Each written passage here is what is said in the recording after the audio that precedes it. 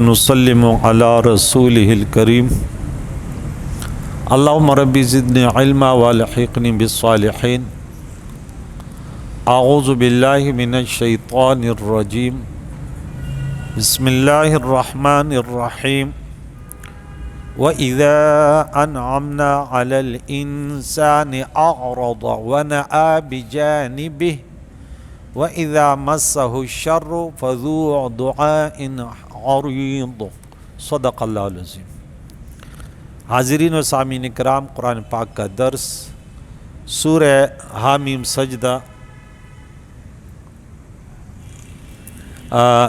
25ویں پارے میں ہم 50 آیت تک آگے۔ یہاں ایک باغی انسان، ایک کافر انسان کے حالات اللہ تعالیٰ بیان کرتے کہ ان کی زندگی کیسی ہوتی ہے۔ اب دیکھ اس میں ہم حالات سنیں، لوگوں کے حالات، تو پھر ہم اپنے آپ کو دیکھیں کہیں ہم ان لوگوں میں تو نہیں ہیں۔ جہنمیوں کے الگ حالات بیان ہوتے ہیں، جنتیوں کے الگ۔ یہاں آگے آیت نمبر 49 میں ذکر ہوا تھا کہ لا یسأم الانسان من دعاء الخیر، انسان خیر، دولت، دنیا مانگنے سے نہیں اکتاتا، اور وَإِن مَسَّهُ الشَّرُّ فَيَئُوسٌ قَنُوطٌ، اگر اسے کوئی تکلیف پہنچے تو پھر یہ نا امید اور مایوس ہو جاتا ہے۔ اب یہ کن کا ذکر تھا؟ فاسق، فاجر، ظالم، کافر کا ذکر ہوتا۔ چلتے چلتے پھر رب کریم نے فرمایا ہم انہیں بتا دیں گے، جو انہوں نے کافر نے جو اعمال کیے، ہم انہیں سخت عذاب، گاڑے عذاب کا مزہ تو چکھائیں گے۔ ایک بادشاہ کی دھمکی ہوتی ہے، ایک وڈیرے کی دھمکی ہوتی ہے، ایک ڈاکو کی دھمکی ہوتی ہے۔ وہ ضروری نہیں کہ آپ کو وہ سزا بھی دے سکے، اور ایک اللہ تعالیٰ کی، وہ ہے اللہ اکبر، پھر ان سے تو کوئی راہ فرار نہیں ہے۔ تو یہاں پھر فرمایا کہ جب ہم انسان پر انعام کرتے ہیں، احسان کرتے ہیں، کس پر؟ کافر انسان پر۔ اعرض ونأى بجانبه، تو وہ منہ پھیر لیتا ہے، بجائے کہ اللہ نے انعام کیا، دنیا کی نعمتوں سے مالا مال کیا، اللہ کا شکر بجا لائے، نہیں، وہ کہتے ابھی میں کروڑپتی بن گیا، کھربپتی بن گیا، اب میں مسجد میں، یعنی مسجد میری قابل بھی نہیں کہ میں مسجد میں ہوں۔ اللہ اکبر۔ اللہ کے گھر کو اس قابل، علماء کے درس کو اس قابل نہیں سمجھتا کہ میں اس میں جا کے بیٹھوں۔ کتنا بڑا تکبر و غرور ہے۔ اس نے ایک مولانا صاحب تقریر کر رہا تھا، بولا سب سے بڑا تکبر علم سے آتا ہے۔ میں نے بولا میرا یہ موقف نہیں ہے، میں نے طلباء کو بتایا، میں نے بولا میرا موقف ہے دنیا کے ذریعے سب سے زیادہ علم تو انسان کو راستہ دکھاتا ہے۔ کوئی بدبخت ہوگا جو علم سے گمراہ ہو جیسے شیطان، لیکن وہ شاذ و نادر ہے۔ علم تو نور ہے، العلم نور من نور الہی لا یعطی للعاصی۔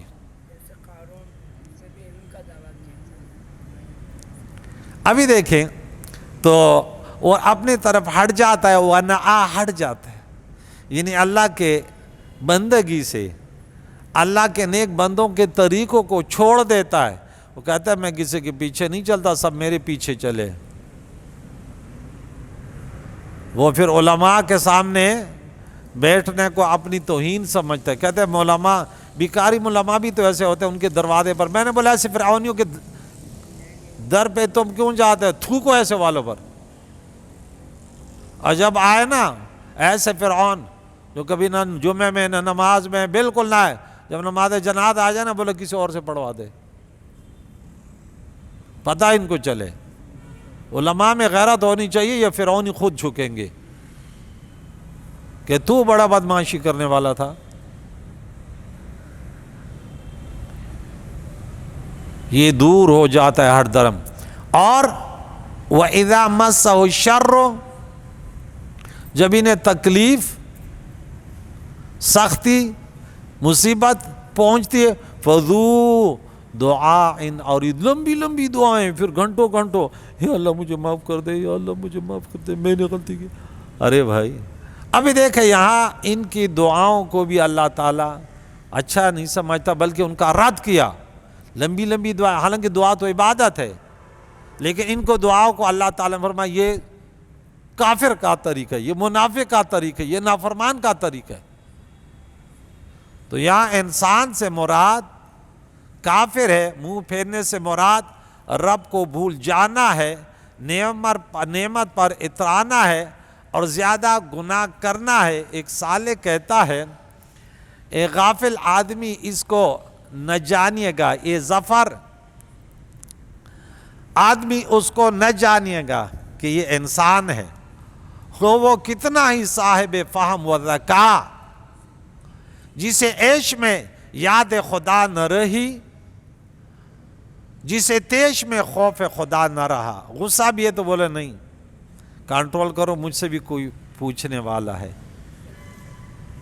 اے زبردست زیر 10,000 مکن، کہ دے طاقتور جو تیرے ماتحت ان کو اذیت نہ دو، تیرے اوپر بھی ایک بادشاہ ہے، پوچھنے والا ہے، لیکن تو بن جا۔ جو 134 نمبر آیت میں ہم نے جنتیوں کی تعریف پڑھی تھی کہ الذین ينفقون فی السراء والضراء والکاظمین الغیظ والعافین عن الناس، اپنے غصے کو پی لیتے ہیں، لوگوں کی خطاؤں سے درگزر کر لیتے ہیں، انتقام نہیں لیتے، لمبی لمبی دعائیں کرتے ہیں۔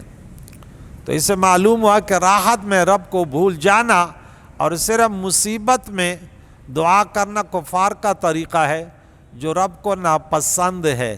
یہاں دعا مانگنے پر عتاب نہیں، بلکہ راحت میں دعا نہ مانگنے پر عتاب ہے، کہ انسان جب میں نے تمہیں صحت دی تھی، نعمت دی، دولت دی، گھر دی، اس وقت بھی مجھے یاد کر لیتا اور مسجد میں آ جاتا۔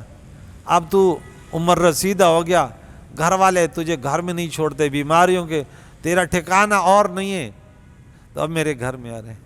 لیکن رسول اللہ کی امت تو اتنی خوش نصیب ہے، اگر توبہ کر لے اس عمر میں بھی آ جائے تو کہتے ہیں ارے ہم تو مائل با کرم ہے، کوئی سائل ہی نہیں۔ لیکن کلمہ پڑھ کے حضور کی غلامی میں آ کے ان کو سنتوں کو گلے لگا کے، جو خرافات کی اسے توبہ کر کے، قل ارأیتم، تم فرماؤ بھلا بتاؤ، ان کان من عند اللہ، اگر یہ قرآن اللہ کے پاس سے ہے، ثم کفرتم بھی، پھر تم ان کے منکر ہو، تو من اضل ممن هو فی شقاق بعید، اتنے دلائلوں کے باوجود تم اگر اس کا انکار کرتے تو بتاؤ، تو اس سے بڑھ کر کون ہوگا گمراہ، اور کون جو اس بے شک یہ انسان جو ہے وہ فی شقاق بعید، بہت دور کے ضد میں ہے، یہ بدبخت ہے۔ کتنے دلائلوں کے بعد آگے دے بتا رہے سنوریہم، ہم ان قریب انہیں دکھائیں گے، یا ہم دکھاتے ہیں آیاتنا، اپنی آیتیں، فی الآفاق، دنیا بھر میں، وفی انفسہم، اور ان کے جانوں میں۔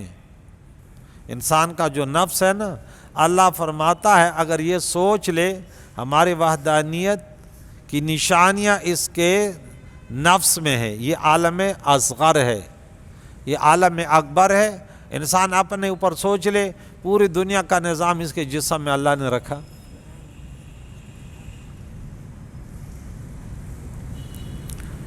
وفی انفسہم، اور خود ان کے آپے میں، ان کی ہستیوں میں لاکھوں صفتیں موجود ہیں۔ صوفیہ فرماتے ہیں کہ سارا عالم انسان میں موجود ہے، غور اور فکر کرنے کی ضرورت ہے۔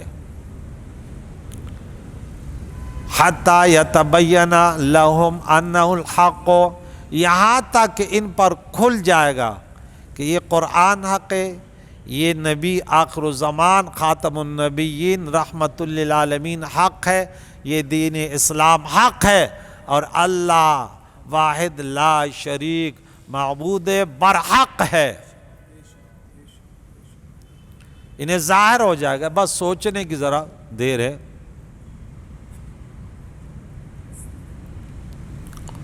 اولم یکفی بربک انہ علی کل شیء شہید، کیا تمہارے رب کا ہر چیز پر گواہ ہونا کافی نہیں؟ عجیب لطف کی آیت ہے۔ سبحان اللہ، عالم کی تمام چیزیں رب تعالیٰ کی توحید، علم و قدرت و حکمت پر گواہ ہیں۔ وفی کل شیء آیۃ تدل انہ واحد، ہر چیز کو دیکھو وہ دال ہے اللہ کی وحدانیت پر کہ وہ واحد لا شریک ہے، ہر چیز میں یکتا ہے، اور رب تعالیٰ اس پر گواہ ہے کہ ان کی سب چیزوں کا خالق و مالک اللہ ہے۔ خیال ہے کہ انبیاء اولیاء کی گواہی رب کی گواہی ہے، تمام نبیوں ولیوں نے گواہی دی کہ خالق و مالک رب ہے۔ پیارے آقا دو جان صلی اللہ تعالی علیہ وسلم رب کے گواہ ہیں، اللہ تعالیٰ حضور کے گواہ ہیں کہ فرمایا تو میرا نبی ہے۔ اللہ کا کافی ہے گواہی کے لیے۔ محمد الرسول اللہ وکفیٰ باللہ شہیدا۔ الا انہم فی مریۃ من لقاء ربہم، خبردار سنو یہ اپنے رب کے لقاء ملاقات سے شک میں ہیں۔ شک آیا تو حق گیا، یعنی ان کافروں میں شک نہیں بلکہ شک میں ہے، یہ شک میں ہے، شک ان میں نہیں ہے بلکہ یہ شک میں ہے۔ اب دونوں میں فرق کیا ہے؟ شک ان میں ہے، یہ شک میں ہے۔ یہاں کیا فرمایا؟ یہ شک میں، انہم فی مریۃ، اس کا معنی یوں سمجھے کہ جب کشتی دریا میں ہوتی ہے، کشتی سمندر میں ہوتی ہے تو وہ پار لگ جاتی ہے، لیکن اگر پانی کشتی میں ہو تو وہ غرق ہو جاتی ہے۔ اب ان کو ایسے شک نے گھیرا ہوا کہ غرق ہو گئے، کیونکہ یہ شک میں ہے، یہ شک ان میں نہیں ہے۔ بولے یہ شک میں ہے، اپنے رب کی ملاقات سے شک میں ہے۔ الا انہ بکل شیء محیط، بے شک سنو، بے شک اللہ تعالیٰ ہر چیز کو محیط ہے، ہر چیز کو محیط ہے، قدرتاً و قبضاً و ملکاً، ہر اعتبار سے اللہ کی ملک میں بھی ہے، اللہ کی قدرت میں بھی ہے، اللہ کے قبضے میں بھی ہے، اللہ کے علم میں بھی ہے، اللہ کے مشاہدے میں بھی ہے، ہر اعتبار سے۔ تو وہ جزا اور سزا بھی دے گا، جنہوں نے اللہ کی بندگی کی انہیں اللہ انعام دے گا، اور جو نافرمانی کی انہیں سزا دے گا۔ یہاں تک ہمارے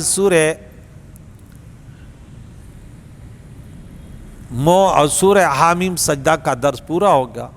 اللہ تعالیٰ قبول فرمائے، بڑا رحیم اور کریم ہے۔ جتنے لوگوں نے سنا اللہ تعالیٰ ان کے سننے کو عملی جامہ پہنانے کی توفیق عطا فرمائے کہ عمل بھی کریں۔ اللہ سب کے پریشانیاں دور فرمائے اس قرآن کی برکت سے۔ جتنے یہاں پہ حاضر ہوتے ہیں اللہ انہیں بھی اجر عظیم عطا فرمائے، اور بقیہ درس میں بھی شرکت کرنے کی توفیق عطا فرمائے۔